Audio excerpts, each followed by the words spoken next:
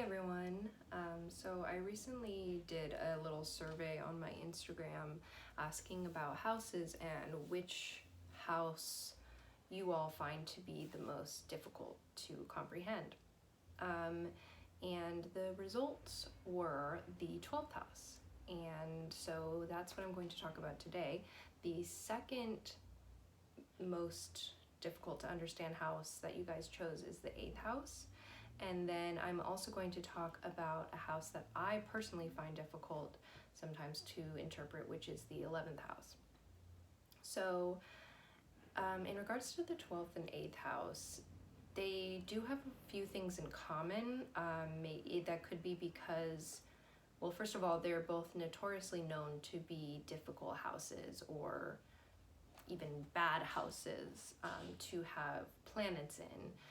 Particularly the 12th house. The 6th, 8th, and 12th are all known to be the difficult houses. So they have that in common. And then also, they're both ruled by water signs. So in a way, they're somewhat similar.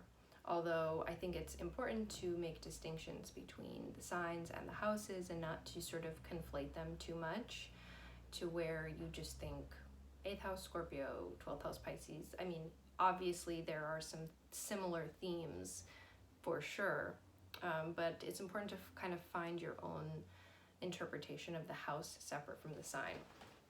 So in regards to the 12th house, the connection with the 8th house is that they both have, they're both sort of shadowy houses, and they're both sort of dark but in different ways, whereas the 8th house is sort of more of like a black hole kind of dark crawl space. The 12th house is more of a dark fog, and they also both have associations with death, but whereas the 8th house is death in a literal sense, and then also in in the death and all the darkness surrounding death and the associations we have with death, on a more typical level. And then also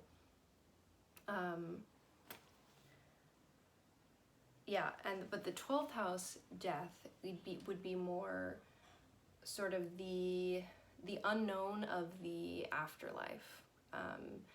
And anyway, so let me get into my interpretation of the 12th house.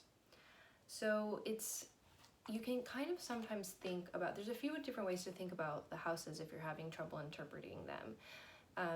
One way I find sometimes helpful is to look at, like, especially for the 12th house, to look at the, evolutionary process and the stages of life, the 12th house being the final stage. And then it's also important to look at and this isn't just one person's life, but sort of just the cycle in general, because the zodiac, it's a wheel, and so it's a cycle. So it's sort of like just that cycle of the sort of final stage before, rebirth. And also, as far as you can think of it in terms of like actual, like the aging process, like an old person who is, on their deathbed. And in these ways, there is a lot of beauty in the 12th house. And by the way, it is a mysterious house, so it makes sense that people are confused by it, because it is kind of meant to be confusing. It is by nature disorienting and foggy. And the way I look at it as far as the sort of cycle of life is sort of the fog that, you'd have to wade through in order to be born again. Or say, it's like the idea of like as your soul is dying, sort of lifting outside of your body. And that's why a lot of people with 12th house placements can be very psychic and have sort of out-of-body experiences, but there can also be a lot of confusion involved in that stage of life, where you're kind of getting to the next level of existence. There's a lot of confusion involved. It's like if you think of an old person dying or slowly just seeping into, really old age, they start to sort of lose this, memories start to blend together, and they start to lose as many cognitive abilities, and it's sort of this dream state type thing. And there's pain involved in that, obviously.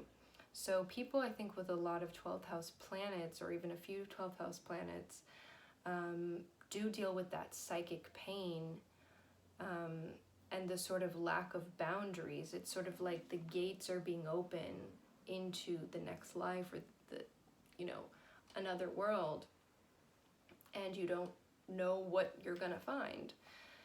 And there's just there's not a lot of boundaries with the 12th house. So, a lot of people with 12th house placements can have trouble distinguishing, fact from fiction, and distinguishing their boundaries between, all of the cruelties of the world, because, there's a lot of sensitivity in feeling everything as you're passing on, feeling sort of this,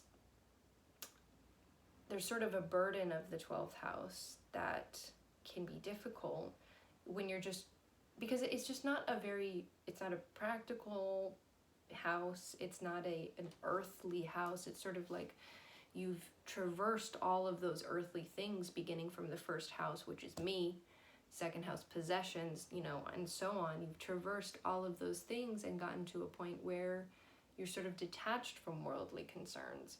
So there is beauty in that, and there is a lot of, people with 12th house placements are also often very selfless, kind people that don't necessarily want things from life or from people, which can be a sort of drifter type of person who doesn't really know where they're going and is just giving and giving because they're kind of beyond that. And that can be a really beautiful thing, but when you're forced to live in the real world, it can be challenging. Let me see. And then if you think about another good way to think about houses when you're trying to figure them out is think about the house before and the house after. So for the 12th house, it is coming from the 11th house, which I actually will talk about. I might have to do a second video for that, but and the 11th house is very, global, social, society. It's definitely outside of oneself, but they're still involved with people and involved with what's happening in the world. And so it's beyond that. So it's kind of like, if you're reaching that higher existence where you want to have an outreach system where you are interacting with people on a global level. If you kind of get beyond that, you're sort of like, well, I've sort of traversed the world, getting to know what's happening and getting to know people and kind of having that sort of charitable outreach. Now it's kind of time for me to get outside of this world, maybe. And then when you look at the house after, which is actually begins a new cycle, is the first house again, the ascendant. So it's sort of like what was happening right before you were born. It's very out there, and hopefully 12th house people will understand that because they understand things that are a little out there. But it's as if, before you were born, before your life began, the energy that you were experiencing as an entity, if you believe in reincarnation or whatever you think happens before you're born, whatever your soul is doing before you're born, what that space is, that space before creation, before life. And that's why it can be very hard to decipher and very hard to grasp, because it's not concrete. But like a lot of people who have 12th house planets that are close to their ascendant, there might have been something going on right before they were born.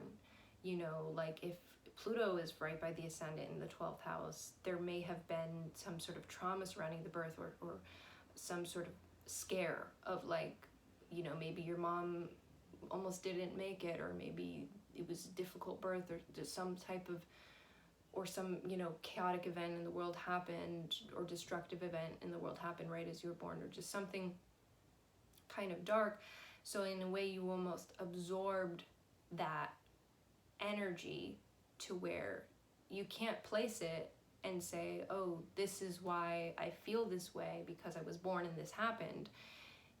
But it stays with you, you know, like that's why I link the 12th house to like your subconscious, because it's like you don't always know why, you don't know how to grasp whatever the planet is in that 12th house, but it's still there. And that way it can be associated with fears in that way, because a lot of times our fears, we don't know why they exist.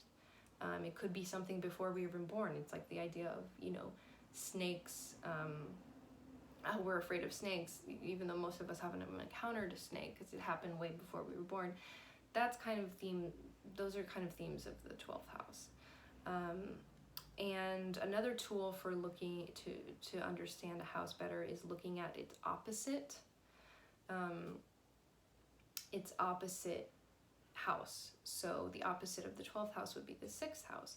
And the 6th house is concerned with, you know, health. You know, we won't focus on all the other things of the 6th house, but let's just focus on health. Often it is physical health. It can also be, you know, nervous system health issues. And on the opposite side of that, in the 12th house, it's more mental health. So a lot of, which can be a lot harder to treat, obviously, because, you know, with a physical ailment, 6th house, you know what's happening, you know whether you choose to treat it or not, that's a different story, but, you know, you can point to your leg and say, my leg is in pain. But in 12th house with mental health, first of all, you might not even realize it, and second of all, it's harder to treat. It requires more digging and more subconscious work. And so a lot of times people with 12th house issues or 12th house planets can have mental health issues and deal with things like drug addiction, alcoholism, because that living in that type of world that is not necessarily of this world, and sort of having an existence that maybe the normal person doesn't relate to, can be really hard. And also that lack of boundaries, like I said, of being able to feel everything that's going on in the universe, can also be hard. And the 12th house, you know, 12th house people just often have trouble sort of acknowledging their own lives. And that can also lead to addiction when you don't want to face your life, you know. And so, and the 8th house also has to do with addiction, which is why I said they are similar in ways. And I'll have to do the 8th house in the next video because I've run out of time. But so this is basically just a 12th house video, and I hope that helped clear up such a very foggy house. And if you have any comments or questions, please, you know, leave them below in the comment section. And yeah, I hope you guys enjoyed this video.